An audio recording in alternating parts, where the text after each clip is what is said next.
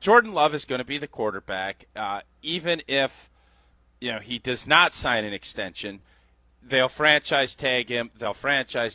And what I've said this whole offseason is don't Dak Prescott this thing. You're going to be able to get him at a discount if you sign him before the season.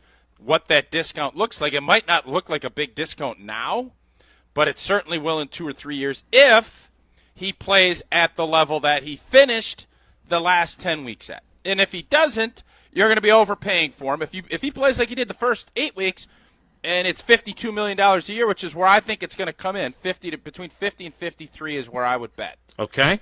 And if that's the case, and he is average, you're going to be saying, oh, what do we do now?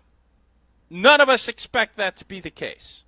But that's what's going to happen. So, Jesse, if you're worried about that component to it, don't. He is going to be your starting quarterback for this year and for next year and for the year after. And after then, breakfast. Obviously, things can go sideways. We don't know. It's not like we just crown and say he is our guy. He is our guy, but he has to continue to play and to prove it. He has not proven it to the same degree that I think some other quarterbacks have that are going to end up getting this deal, but that's the beauty of it. He finished the season really strong. They know what he's about, and they feel comfortable doing this because they do not take it lightly in handing out $50-some-odd million per year for a player. I do think that that's an important part of this conversation that we have not, maybe not we, meaning us, but the greater realm of Packers commentary has not paid attention to, and that is there seems to be, and please correct me if I'm wrong, an attitude of give him whatever he wants. He's the guy. He's him. And what I have been saying to some of the other programs that we have across ESPN Wisconsin is that every $1 million you save on his contract is money you can spend elsewhere on the cap. And so they don't just want to say, oh, well, you're the best thing since sliced bread. Here's $53 million a year, more than Lamar Jackson has for his average, right? Like it is still their fiscal responsibility and their football roster building responsibility to get him for a price that pinches some millions. Doesn't pinch pennies, but pinches some millions. And so what exactly do you think this process is going to look like is my biggest question, because we've talked about it a lot. We don't have to spend a lot of time on it again today. But, like, the idea of, as I mentioned, one of my colleagues went down to the softball game with the intention of asking, hey, are you going to take part in training camp if you don't have a new contract? And would have been a really interesting question. So now I can tell you now, whenever we get Jordan Love, that is going to be the question. Now, I suppose it's possible. We're into May. The deadline of not being able to give him an extension has passed. I suppose it's possible they could get a deal done in time for like the mandatory minicamp in early June. That's not out of the realm of possibility. I still don't think it will be done, but I am curious as to how he would answer that, because I have said repeatedly. Well, Jason, you know how he'd answer it. He's a smart dude. He'd say, I got my representations working hard with Russ and with Brian and the Packers. I just don't think that's going to be – we'll worry about that when we get there, but I'm going to be the starting quarterback when we go to Brazil. And we're going to get this thing done. We're going to work through it. It's going to be a process. He's not going to be an idiot. I don't think he would be. I guess I'm wondering. Not like when he asked for a trade with you when you guys are sitting in that locker room a couple We're actually in the hallway.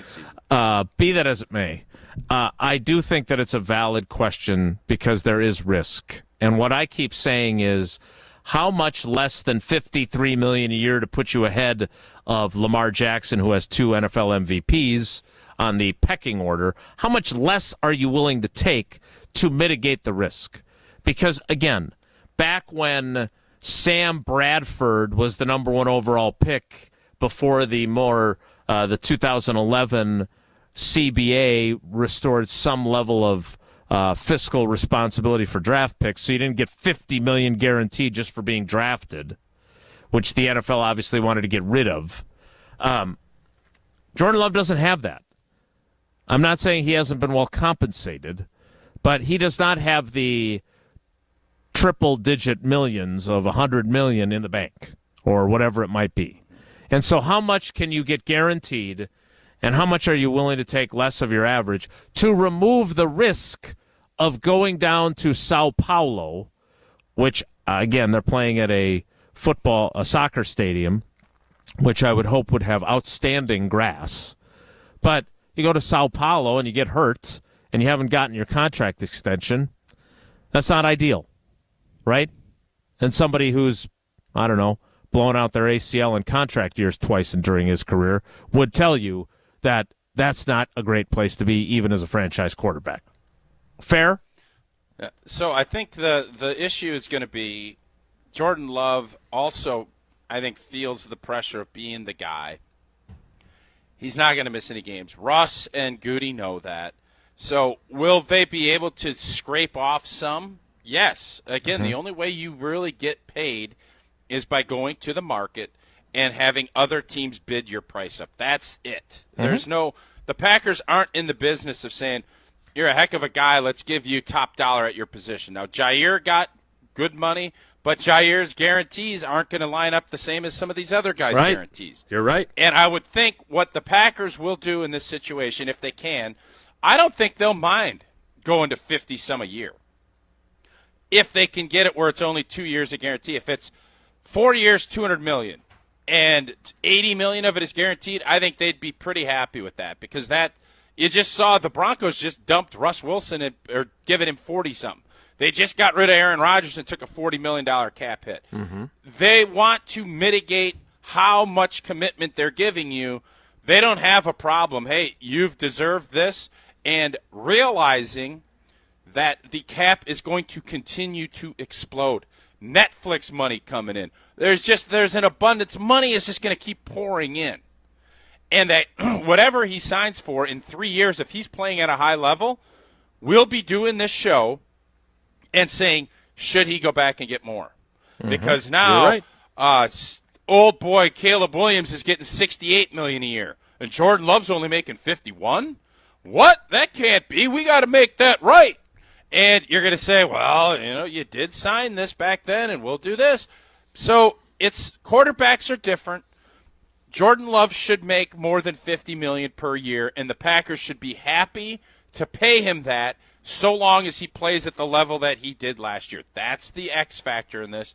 And if I'm betting, Jordan Love's deal will average over 50, and his guarantees will be less than what we've seen some of the other quarterbacks. That would be my prediction, and it will happen right around the time the little shareholders meeting is. And unlike Goody and LaFleur's, where they tried to bury it, you celebrate the Jordan Love extension that day at Lambeau Field.